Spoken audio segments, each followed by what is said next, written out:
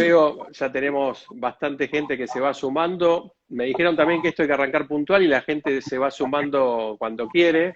Así que, ante todo, muchísimas gracias a todos y a todas por sumarse a este Instagram Live sobre la igualdad de género en las organizaciones. Estamos cerrando un ciclo de acciones que hizo nuestra entidad, principalmente liderada por la Comisión de Género.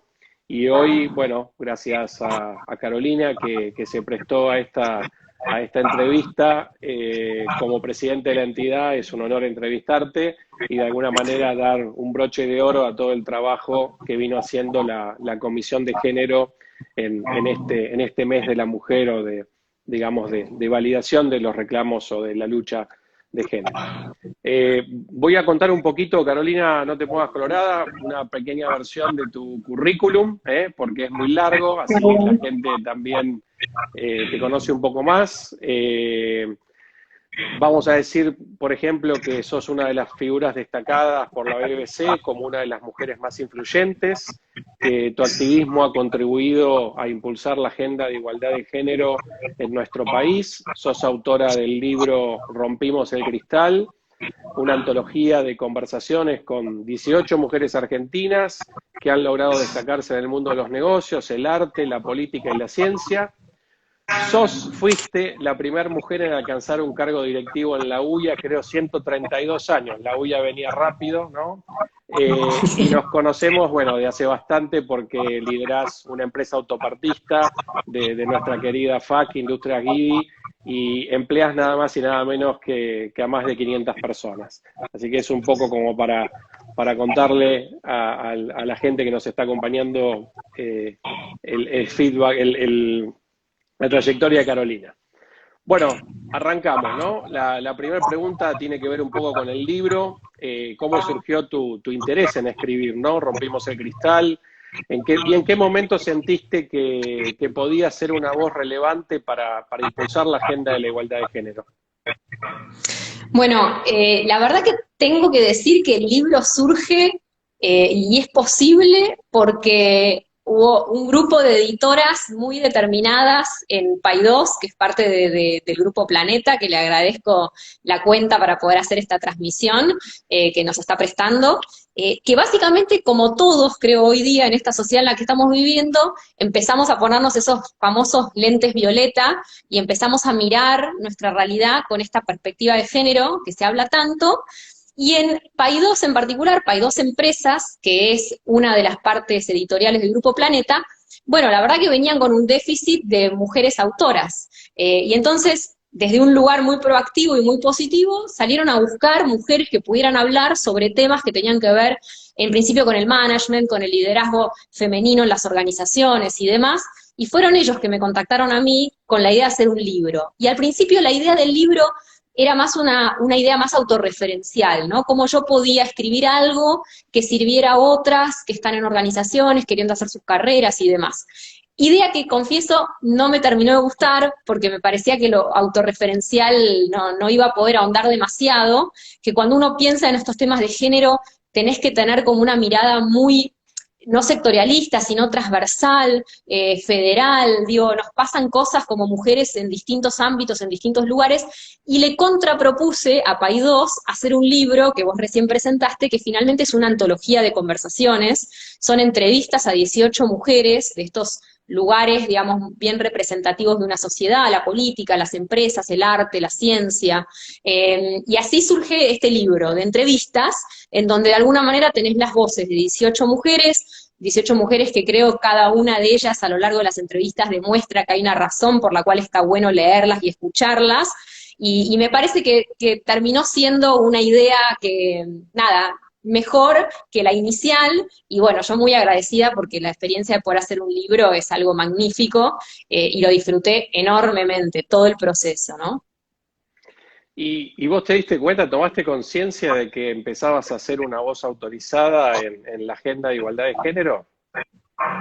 Bueno, es una, mira, linda pregunta porque... Liviano, perdón, ¿no? Pero así para... No, arrancás tranqui, re psicoanalítica. No, porque de hecho tiene bastante que ver con algunas de las preguntas que yo le hice a muchas de las mujeres del libro, ¿Por qué? Porque cuando a mí me llega esta primera propuesta, la verdad que instintivamente lo primero que hice fue rechazarla, que es lo que te conté, ¿no? Hasta que pensé una contrapropuesta. Pero ese rechazo inicial tiene mucho que ver con eso que nos pasa a las mujeres cuando tenemos que tomar desafíos nuevos, digamos, poner nuestra voz, hacerla pública, hablar de estos temas que capaz son temas que hoy están cada vez más, ¿no? Como normalizados en la sociedad, pero hay toda una visión sobre, bueno, el feminismo, qué tipo de feminismo, te considerás o no feminista, digamos, hay una serie de debate público para las mujeres también cuando nos representamos en ese colectivo, que es como interesante, y yo me di cuenta que al hacer el libro me empezaba a hacer preguntas sobre cuál era mi visión sobre el feminismo, que capaz nunca me había hecho antes, que no era consciente siquiera que yo tenía una respuesta para esas preguntas.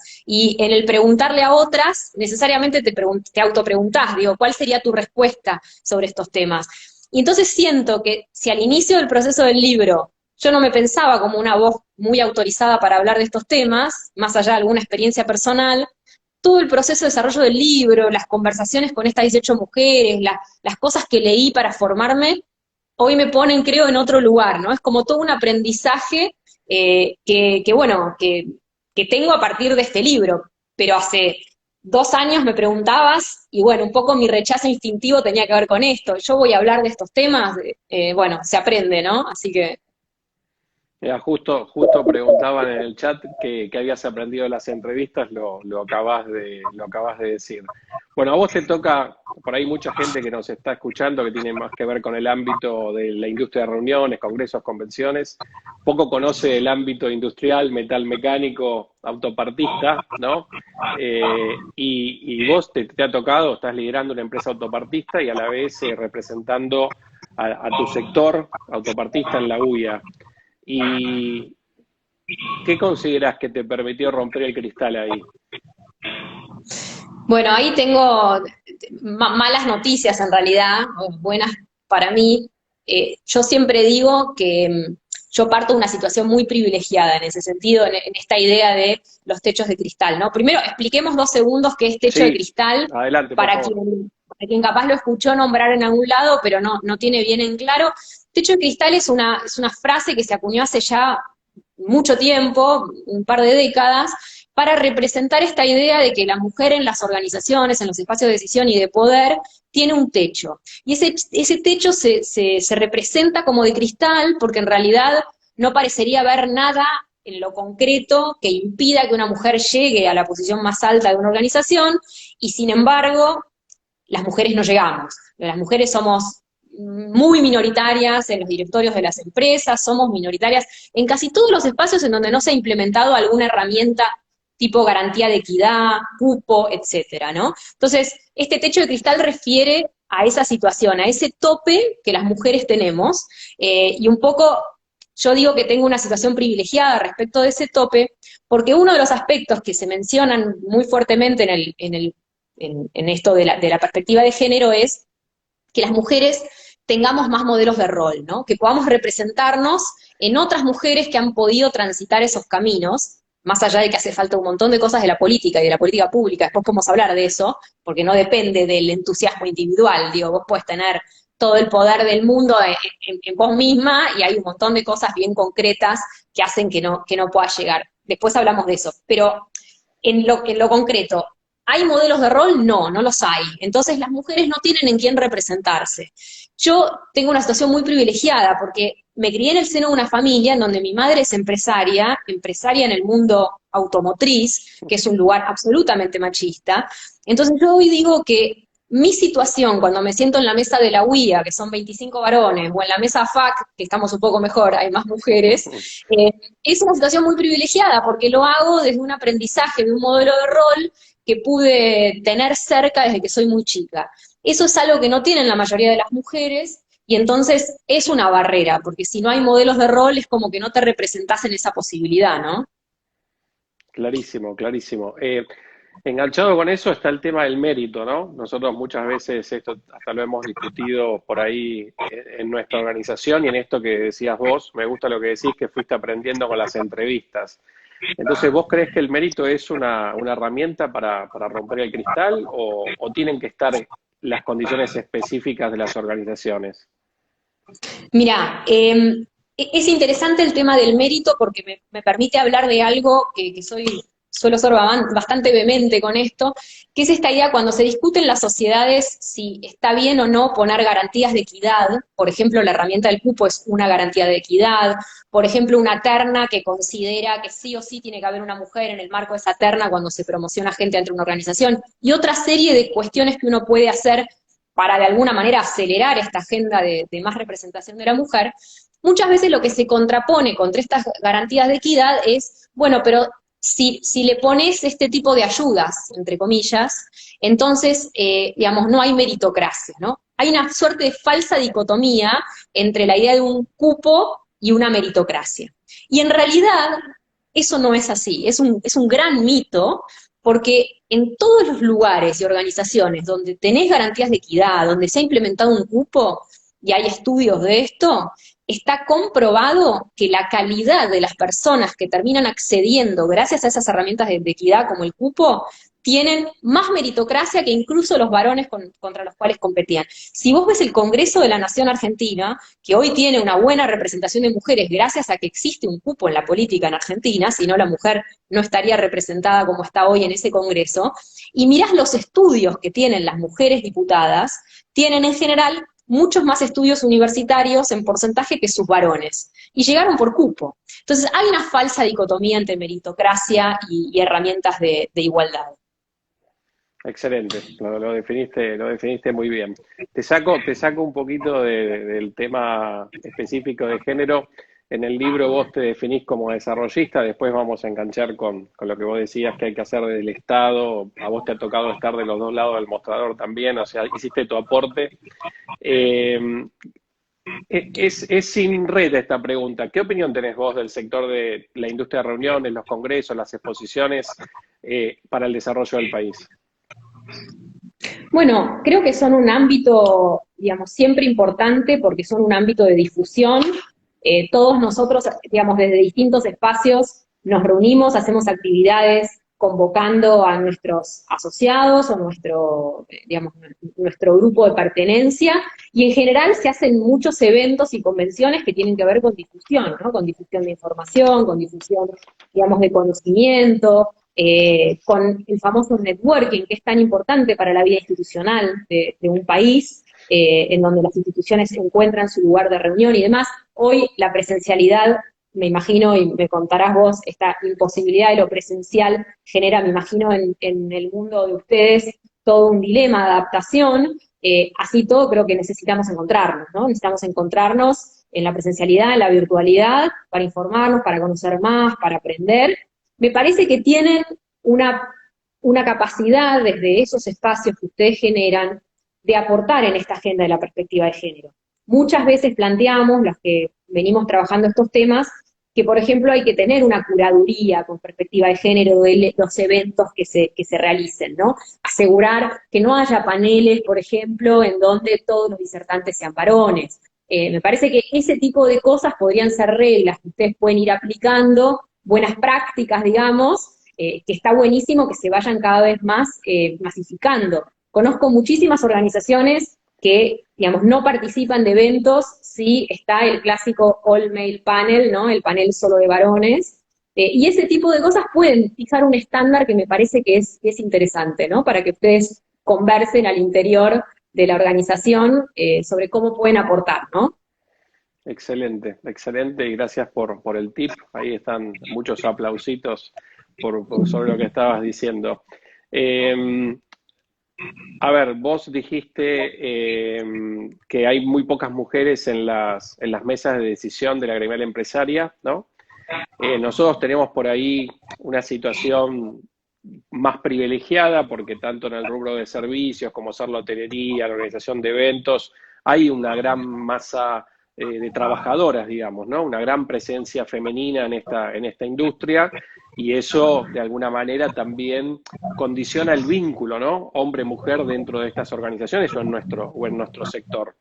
Ahora, por otro lado, vos recién me preguntabas cómo está el sector, ¿no? El sector está atravesando la peor crisis económica que pueda haber imaginado, porque hace exactamente un año que nuestra actividad paró y recién logramos que 12 destinos de los 31 destinos de la Argentina habiliten la presencialidad, es decir, que volvamos a poder organizar exposiciones y congresos.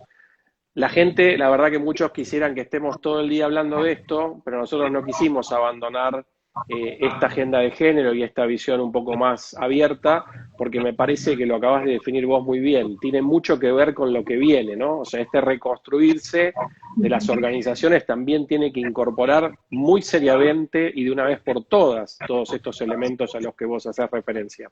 Y te decía de vuelta, enganchado con lo del libro, ¿qué te imaginás que podemos hacer las instituciones y las empresas para generar esos espacios, ¿no? Que garanticen la equidad?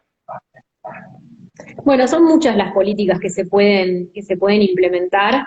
Después, insisto con el punto de la política pública, porque en un momento me gustaría charlarlo, porque sin política pública detrás, desde el sector privado se pueden hacer un montón de cosas, pero vamos a llegar hasta un cierto punto, se va a avanzar, pero no tanto como nos gustaría. Hay políticas activas que muchas empresas digamos, están tomando en este sentido. Lo primero es entender, me parece, como empresarios o ejecutivos en empresas, ¿no? Personas que toman decisiones de negocios todos los días en Argentina, en distintos rubros de actividad, tienen una capacidad de hacer cosas, de accionar, de tomar decisiones en sentidos que ayuden con esto. Entonces, lo primero es ser bien consciente de que se haga una búsqueda laboral y es posible, digamos, que venga, digamos, una mujer a trabajar para ese puesto, romper todos los estereotipos que tengo mentalmente y hacer la convocatoria de una manera, digamos, que no tenga sesgo de género, que si realmente llega una mujer a esa posición la pueda entrevistar y considerar en igualdad de condiciones que un varón. Eso ya es una decisión, me parece, de base en la política de contratación muy importante. Hoy muchas empresas están convocando y pidiendo currículums, en donde los currículums no se puede informar, digamos, cuál es tu género, se informa, digamos, cuál es tu situación matrimonial, no se informa qué edad tenés, digo, un montón de cosas que en general estereotipan, se sacan del currículum para poderse analizar, bueno, cuáles son tus estudios, en qué te formaste, cuáles fueron tus objetivos y resultados en otros puestos, digo, tener, me parece eso como primera base, me parece súper importante. Para lo que son promociones adentro de las compañías, lo decía hace un rato, trabajar esta idea de las ternas en donde siempre haya una mujer, ¿no? O sea, preocuparnos por dar oportunidad también a las mujeres en nuestra organización a progresar. Y lo otro que es también importante es medir. Creo que muchas empresas lo están empezando a hacer, es tener estadísticas mínimas, indicadores básicos, así como muchas empresas tenemos indicadores de un montón de cosas, desde los niveles de venta hasta, no sé, flujos de stock, lo que se les puede ocurrir, incorporar como un indicador más o sea, cuántas mujeres tengo en mi fuerza laboral, en qué lugares jerárquicos las encuentro, cuánto promociono varones y cuántas mujeres. Hay un montón de cosas que se pueden medir y medir en el tiempo, con una idea que a mí me gusta mucho, vengo del mundo industrial, que es la mejora continua, ¿no? Esta idea de que no tenés que dar un gran paso gigantesco, sino que tenés que conseguir que todos los años estés un poquito mejor. Y con todos los años un poquito mejor, dentro de 5 años no podés creer el cambio que hiciste. Un poco me parece que el sector privado tiene que cambiar el chip y ir hacia eso, ¿no? Pequeños aportes de los decisores que toman decisiones todos los días en las empresas. Clarísimo. Vos formás parte de la mesa de género, bueno, están estas famosas 12 propuestas, ¿no? Sobre las que se está trabajando. ¿Podés priorizarla? ¿Cuáles te parece que deberían ser las más urgentes para trabajar desde el ámbito privado? No te digo las 12, pero bueno, las que vos consideres por ahí como hacer Bueno, el año pasado lanzamos en una red autoconvocada de muchísimas mujeres, más de 200 líderes de distintos espacios del mundo sindical, empresarial, de la sociedad civil, de la academia, algo que se llama Agenda por la Igualdad. Agenda por la Igualdad lo que busca es generar compromisos desde los distintos espacios de la sociedad que están representados en Agenda por la Igualdad a favor de trabajar estos temas, ¿no? Con este concepto que decía de mejora continua. En particular, para lo que hace el sector privado, habíamos definido, por ejemplo, lograr que más mujeres lleguen a posiciones de liderazgo al interior de nuestras organizaciones. Pero a mí me parece que el enfoque que queríamos traer desde Agenda por la Igualdad es un enfoque en la pirámide de abajo y de arriba. vos tenés que trabajar para que las mujeres lleguen a los espacios de decisión, a la pirámide, digamos, a las posiciones jerárquicas más altas, pero no te puedes olvidar de la base de la pirámide, que es tu fuerza laboral, ¿no? Y ahí tenemos un tema, que es que en la fuerza laboral las mujeres están absolutamente sobre representadas en algunos sectores, como pueden ser la educación, la salud, ni hablar del trabajo doméstico remunerado, y muy subrepresentadas en otros sectores, como por ejemplo la industria, que es de donde vengo yo, o la construcción, en donde casi no se emplean mujeres. Entonces, en la base de la pirámide también hay que trabajar para ver de qué manera la hacemos un poco más equitativa, ¿no? En esa dispersión, menos estereotipada, para que después tengas una masa de mujeres que pueda crecer dentro de las organizaciones. Así que me parece que es un poco por ahí a donde tiene que apuntar el sector privado, ¿no? A tomar y hacer trabajar más mujeres, tenerlas en la plantilla y después hacerlas progresar adentro de su organización. Perfecto, perfecto. Bueno, después vamos a ir a las preguntas. Me hablabas de hablar un poco de la agenda política, ¿no? O sea, ahí alguien escribía recién institucionalidad y políticas públicas, ¿no? La única forma de generar una real inclusión o poner en la agenda todo esto que estamos conversando. Ahí Totalmente. te dejo libre para que No, totalmente. explayes. Mira, en el libro, que está organizado en capítulos, porque lo que hice fue tomar a las 18 mujeres y hay un grupo que están en el capítulo de empresas, otro grupo que están en el capítulo de arte y ciencia, y hay un grupo que están en el capítulo de política, porque son mujeres, digamos, que están en cargos públicos o que se desempeñan en la función pública, y obviamente la pregunta obligada a ellas fue, pues si alguien te diera la posibilidad, viste, te doy una varita mágica, y con esa varita mágica, pues, con el Estado argentino, en materia de perspectiva de género, hacer lo que quieras y se cumpliría, digamos, ¿no? ¿Qué políticas harías? Bueno, obviamente no es, digamos, no es algo extraño que todas hayan planteado como primera prioridad atender la cuestión de cuidados. Las mujeres dedicamos muchísimo más tiempo que los varones a atender al otro, al cuidado de los niños, al cuidado de los mayores. A tal punto dedicamos un montón de tiempo a esto, que Mercedes Alessandro, que es una de las economistas que yo entrevisto en el libro, que la entrevisté mientras ella todavía era economista y vivía en Nueva York, pero ahora es parte del Ministerio de Hacienda de la Argentina, así que quedó en el capítulo político, digamos.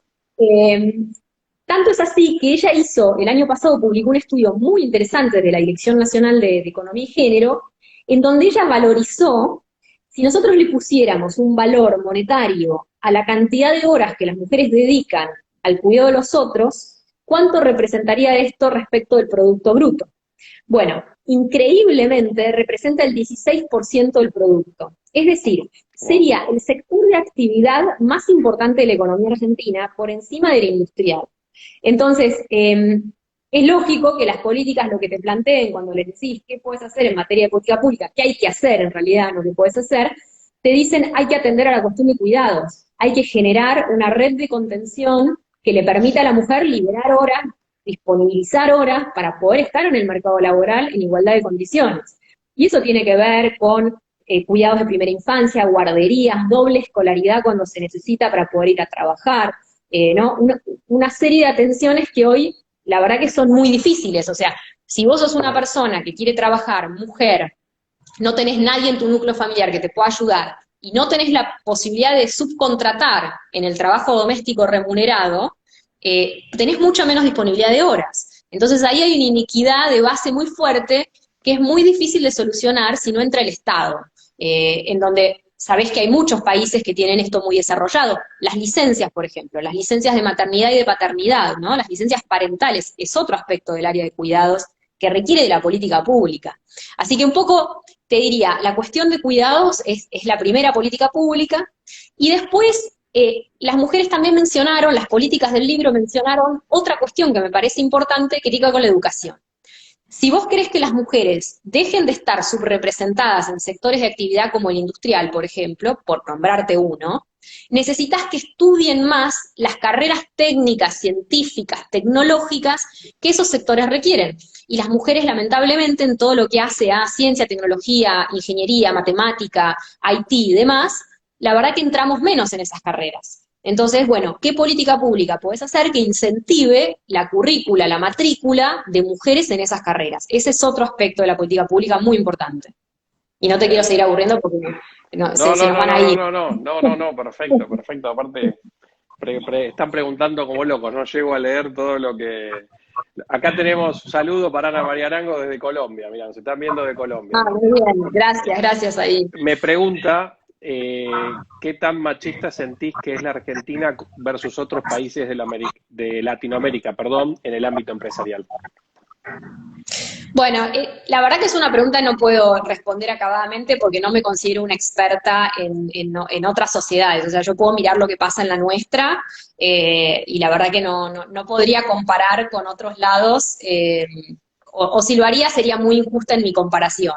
Lo que sí puedo decir es que la cuestión de este sistema patriarcal en el que estamos, de estos machismos que hemos construido como sociedad, es algo que se da en el globo entero, con mayor o menor, digamos, en mayor o menor medida, pero la verdad que no hay ningún país, digamos, que esté, digamos, que haya logrado realmente cambiar completamente su sistema cultural, su sistema de valores hacia algo menos patriarcal.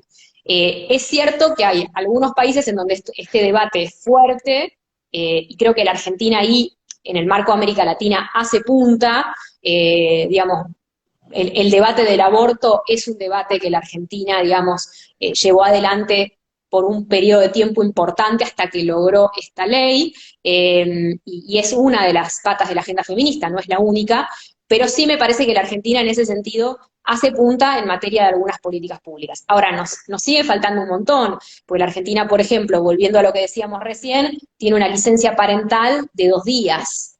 Es una de las más bajas de la región.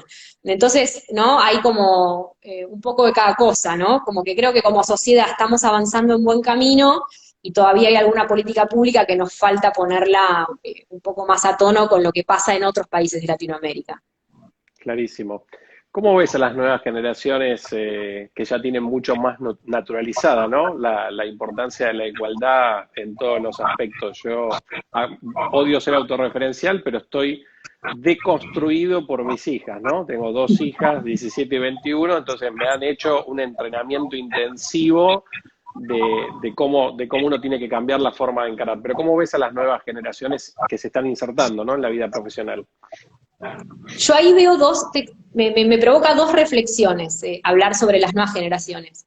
La primera, que creo que es una obviedad, es que para, digamos, nuestros jóvenes, los chicos que hoy son chiquitos, tienen 10 años, los no tan jóvenes, los adolescentes, esta agenda respecto de la diversidad, de la equidad, de un mundo con igualdad de oportunidades entre género, es una agenda que viene dada como algo natural, ¿no? La han naturalizado.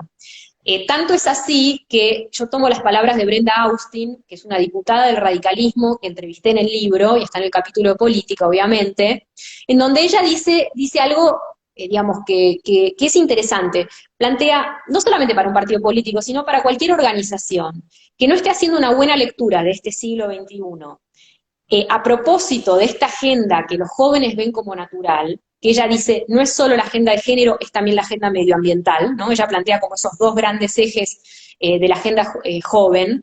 El que no esté haciendo una lectura correcta de que los jóvenes están yendo hacia esto, bueno, es una organización destinada a morir, al fracaso, porque lo que viene es eso.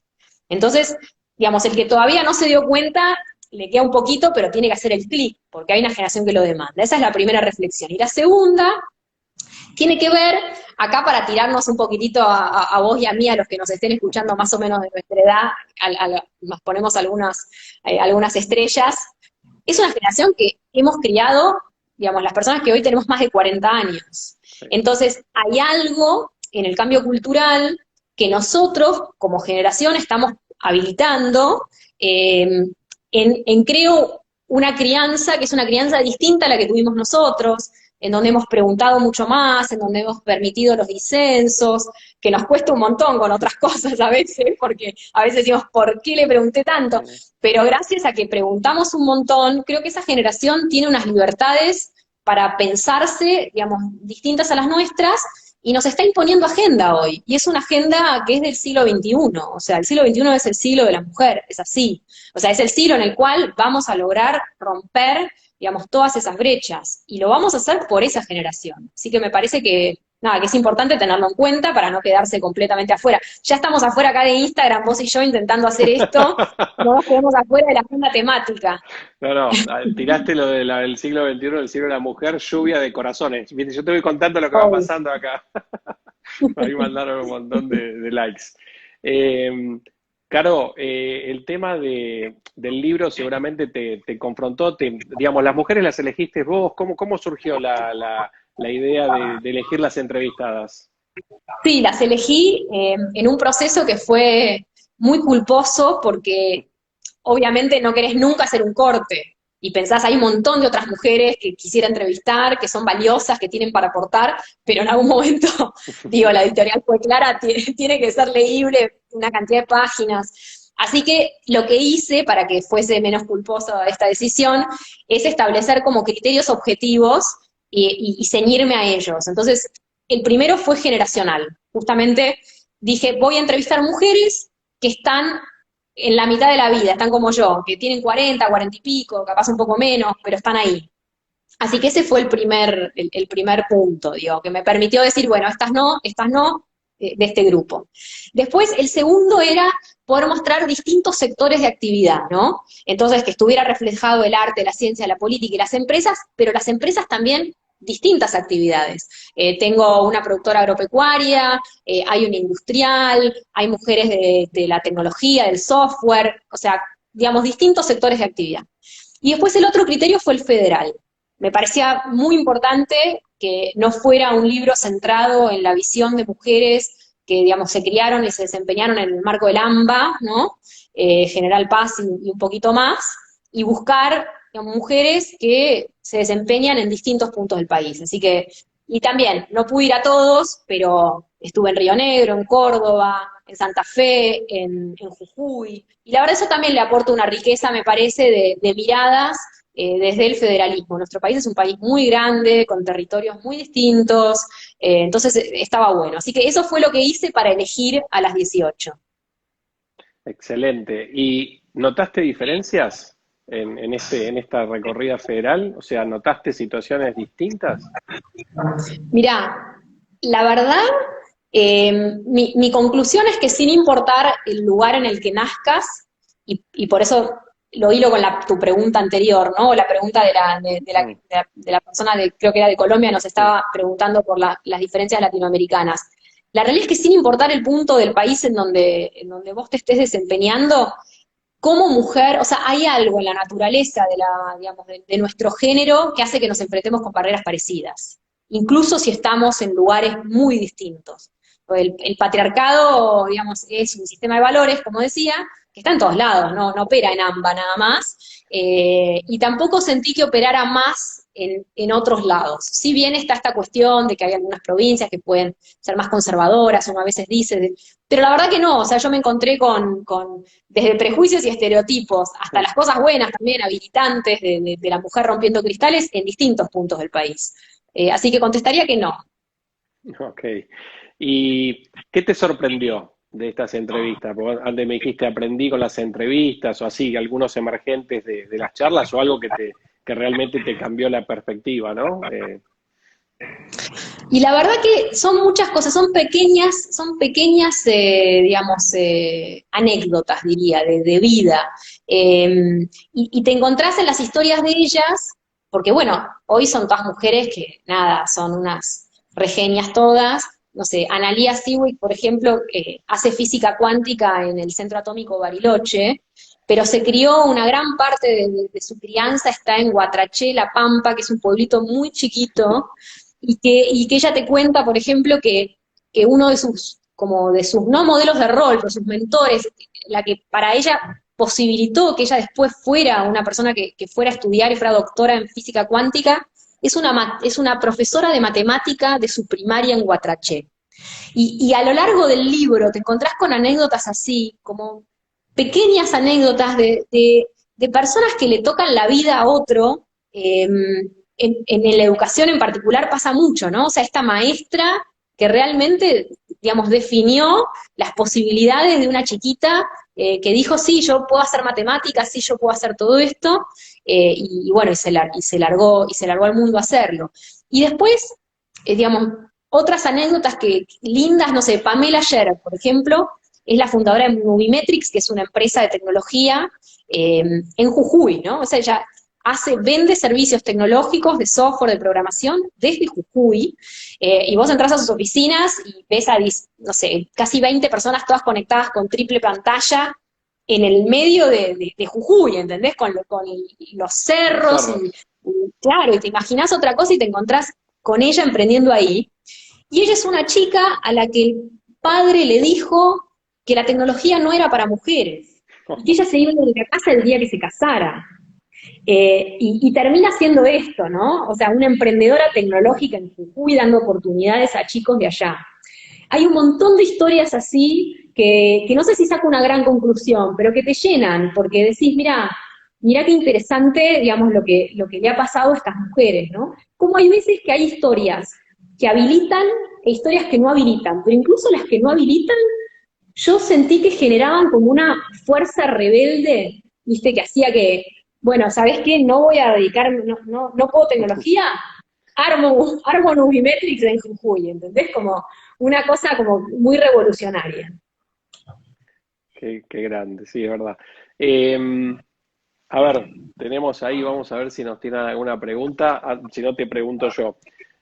Como se ve que te siguen sobrando las horas del día, por ahí leí, te vi que encima te has sumado al Consejo Económico Social, ¿no? Te saco un poco del libro un segundo.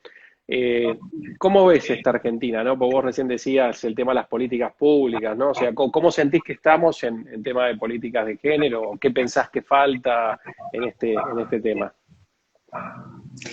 A ver, creo que se dieron pasos muy importantes. La creación de un ministerio de las mujeres, de géneros y diversidades, es un paso importante porque es una manera de, digamos, demostrar desde el Poder Ejecutivo que va a haber una política activa sobre esto.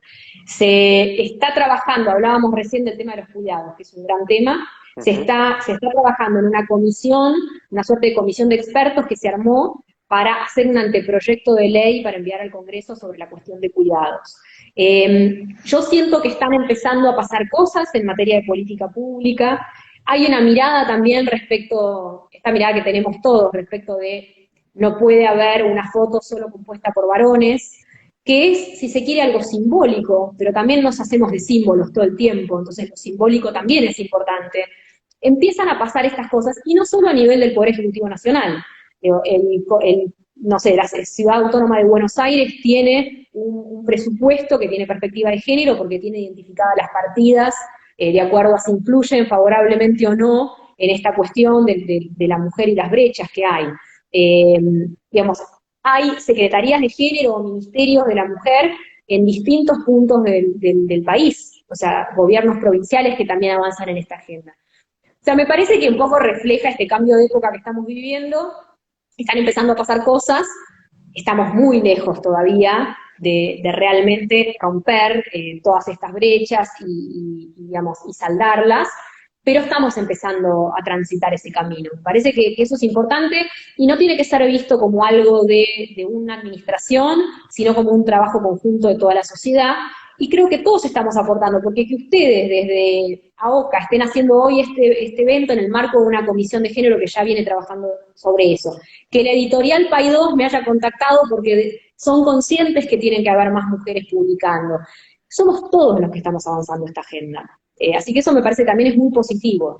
Que para la Argentina, y volviendo al Consejo Económico y Social, nos cuesta un montón, ¿no? Ponernos como rumbo cosas en donde todos coincidimos que tenemos que trabajar a favor de eso. Así que bueno, por lo menos en ese aspecto siento que la Argentina sí entendió en toda la dirigencia, en sus distintos niveles de gobierno, que esto es algo para trabajar. En otros aspectos todavía nos falta. Te iba a preguntar eso, ya que te tengo, porque te aprovecho. Una mirada tuya, ¿no? Es decir, cómo nos cuesta construir. Nosotros estamos por ahí desde nuestro sector por una cuestión de necesidad y por la dinámica propia de la industria, muy acostumbrados a trabajar público y privado, ¿no? O sea, hay una comunidad muy importante donde se trabaja en forma muy coordinada, porque obviamente el impacto económico de nuestra actividad se ve en los destinos, o sea, en todos los destinos de la Argentina donde suceden estos grandes eventos, hay una derrama económica mucho más importante que el evento en sí. Entonces el sector público lo ve como algo interesante para el desarrollo de ese destino, invierte y se hacen acciones en conjunto. Tenemos por suerte un programa de largo plazo.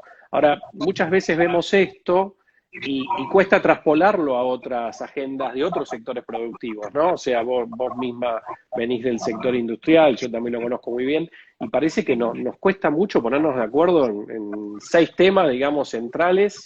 ¿Cómo lo ves eso? Digo, me parece un muy buen espacio este, el del Consejo Económico Social, pero bueno, quiero tu opinión al respecto. Sí, a ver, yo tengo una frase que es que no hay política industrial, podrías reemplazarlo por no hay política sectorial, porque aplica para cualquiera, que sobreviva a una mala macro. Entonces me parece que lo primero que la Argentina tiene que hacer es evitar el serrucho constante que ha tenido en los últimos 40 años respecto de su Producto Bruto, que es, que digamos, que sale de una inestabilidad cambiaria, una inestabilidad fiscal, digamos, que complica mucho después tener buena política sectorial, porque ¿cómo haces para tener buena política sectorial? Puedes pensar el mejor plan de desarrollo industrial, y si tenés que devaluar, se te va todo al cuerno. Entonces, me parece que una cosa que la Argentina tiene que intentar lograr es estabilizar su macroeconomía, es trazar un plan a 20 años para tener moneda. Si la Argentina no tiene moneda,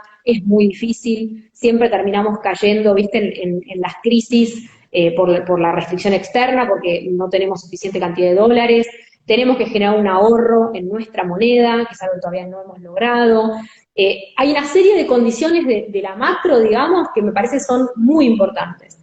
Y después, la política sectorial, la política industrial, productiva, es muy importante. El resto de los países lo está haciendo. Biden ahora, que acaba de asumir en Estados Unidos, vuelve fuerte con la política industrial. Los países con la pandemia y el COVID se dieron cuenta de que no es menor tener o no tener industria, poder fabricar los insumos médicos, tener una industria farmacéutica para hacer vacunas o no tenerla. Australia el año pasado empezó a debatir alrededor del Make Australia, Make Again, porque Australia dejó de producir industrialmente y ahora se están repreguntando si no tendrían que intentar volver a tener algún tipo de manufactura. Pero me parece que es la combinación de las dos cosas, ¿no? De una estrategia que todos acordemos de largo plazo de estabilización de nuestra macroeconomía, acompañada de buenas políticas sectoriales que se mantengan en el tiempo, porque si no se mantienen en el tiempo nadie cree en ellas. Entonces me parece que es esa doble combinación de lo macro y de lo micro. Bueno, esta fue para mí, muchísimas gracias. No tenía que ver con género, pero ya que te tengo, te aprovecho y está todo el mundo agradeciendo lo que estás compartiendo. Ahí me preguntan si sentís que hay alguna amenaza a la agenda de género, ¿no? ¿O qué considerarías que sea una amenaza a la agenda de género que se ha trazado o que se está transitando? Creo que una de las mayores amenazas la tenemos que tener bien conscientes las mujeres, el colectivo de mujeres. Y voy a decir algo acá capaz no tan obvio. Y lo tomo de una de las entrevistas del libro, que es la de Lucía Puenzo, una escritora, cineasta, directora de cine, muy interesante. Y ella marcó algo, con lo cual yo coincido, y muchas feministas también coinciden, es esta idea de que el colectivo feminista a favor de avanzar en esta agenda no se tiene que ir de mambo, no se tiene que convertir en la patrulla que está señalando y, digamos, de alguna manera como anulando al otro. Me parece que hay como un riesgo de radicalización de esto, que tenemos que ser muy conscientes y muy cuidadosas de que queremos cambiar el sistema de valores patriarcales y que eso requiere un proceso de adaptación de masculinidades también hacia una nueva masculinidad que tiene que ser redescubierta por el varón desde un lugar no impuesto, ¿no? Y es difícil. Y esto tiene que ver, o sea, lo de las nuevas masculinidades tiene que ver también con, digamos, dejarlo al varón ser también libre de expresarse de otras maneras, ¿no? Yo creo que el sistema de valores patriarcal le ha hecho tanto, o algo de daño al varón también, porque lo estereotipa, lo deja en un lugar en donde sí o sí tiene que ser siempre fuerte, sí o sí tiene, o sea, hay una serie de cosas que están como estereotipadas, y no tiene por qué ser así, o sea, creo que varones y mujeres compartimos cosas de la masculinidad y la feminidad que tenemos, y a la mujer se la critica cuando aparenta masculinidades, cuando es fuerte, cuando, ¿no? Cuando es ambiciosa, hay ciertos conceptos que son como mal vistos en lo femenino, en la mujer, y al varón también se lo critica cuando toma posiciones capaz como entendidas como más de debilidad. Y eso no está bien, eso tiene que ver con una construcción de estereotipos, y nosotros tenemos que lograr cambiar el sistema de valores hasta uno en donde todos seamos un poco más libres. Entonces a mí me parece que no podemos ser la patrulla feminista, tenemos que ser las feministas que construyen con el otro, sin la anulación del otro. Creo que la mayoría del movimiento feminista está por esto, pero tenemos que ser cuidadosas, ¿no? Me parece que siempre es algo como para, nada, sin dejar de exigir y pedir y pretender revoluciones, ser también cuidadosas en el cuidado del otro, ¿no? De la masculinidad, del varón, que nos tiene que acompañar en este cambio cultural, y no sentirlo como una cosa que le pesa.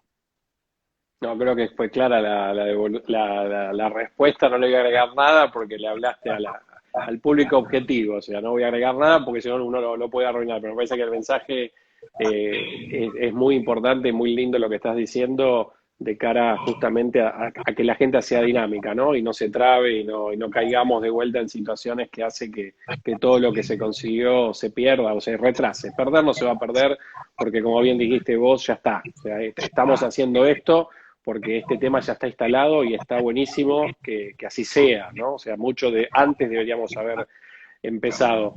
Bueno, te mandan saludos Totalmente. de Bolivia, de Uruguay, de México, piden que tiene que haber una agenda latinoamericana, así que con la editorial te vas a tener que Vamos, salir de gira me con el libro. encantaría. Ay, mujeres de Latinoamérica que rompieron el cristal, me encantaría. Gran proyecto. Así, sí, por eso, acá ya tenés todos tus fans acá. Así que bueno, Caro, no sé si querés decir algo más del libro, de la experiencia que viviste, y si no tengo más preguntas ahí en el chat, de mi parte simplemente agradecerte. Te dejo a ver si vos querés unos minutos así como No, para cerrar. agradecer a todos los que se sumaron a este live por acompañarnos y a mí personalmente, que es la primera vez que hago esto, así que espero no haya sido un desastre. Invitarlas a leer el libro. Hay aprendizaje en el libro para mujeres y para varones en las experiencias de estas 18 mujeres. Agradecer a Planeta, que me prestó la cuenta para hacer esto y me apoyó en este libro, y agradecerte a vos y a Oca y a todo el equipo y a la Comisión de Género y felicitarlos por hacer estas actividades y decirles que cuentan conmigo sin lugar a dudas para seguir haciendo esfuerzos entre nuestros dos mundos, el industrial y el mundo de las convenciones y las reuniones. Tomamos un gran riesgo, pero sabía que teníamos una invitada de lujo, así que el agradecido soy yo, como bien dijiste, toda la comisión de género. Las chicas han trabajado a full. Nuestra comisión de género además es de género e igualdad, porque también hay hombres y también hay gente trabajando estos temas que hablaste vos, ¿no? De las nuevas masculinidades y muchas cosas que suceden en las organizaciones que no tienen que ver estrictamente con el género. Así que nada, nuevamente gracias y bueno, te vamos a convocar para otra reunión. Un Dale, beso voy a grande. ponerme el Instagram y lo voy a usar. Gracias. Chao, nos vemos.